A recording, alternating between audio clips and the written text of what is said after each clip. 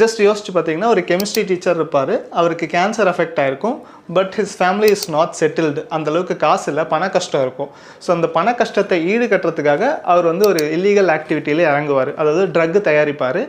அந்த ஒரு சிச்சுவேஷனில் அவர் வில்லன் கூட போய் ஃப்ரெண்டாக வர மாதிரி ஆகும், அதாவது வில்லன் கூட சேர்ந்து அந்த ட்ரக்கு தயாரிக்கிற மாதிரி ஆகும். அதனாலே அவருக்கு நிறைய ப்ராப்ளம்ஸ் வரும். ஸோ ஃபைனலாக அந்த வில்லனை கொன்னுட்டு எப்படி அவர் வந்து லைஃப்பில் வெளில வராரு, எல்லா ப்ராப்ளம்ஸ் விட்டு வெளில வராரு அப்படிங்கிறது தான் அந்த பிரேக்கிங் பேடோட ஒரு ஒன் லைனர் சொல்லிக்கலாம்.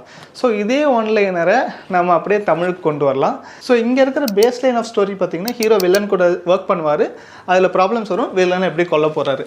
இங்கே ரஜினி வந்து நாகார்ஜுனாங்கிற வில்லன் கூட ஒர்க் பண்ண போகிறாரு, அதில் ப்ராப்ளம்ஸ் வரும், நாகார்ஜுனாவை எப்படி கொல்ல போகிறாரு. ஸோ ஒரு லைன் கிடச்சிருச்சா.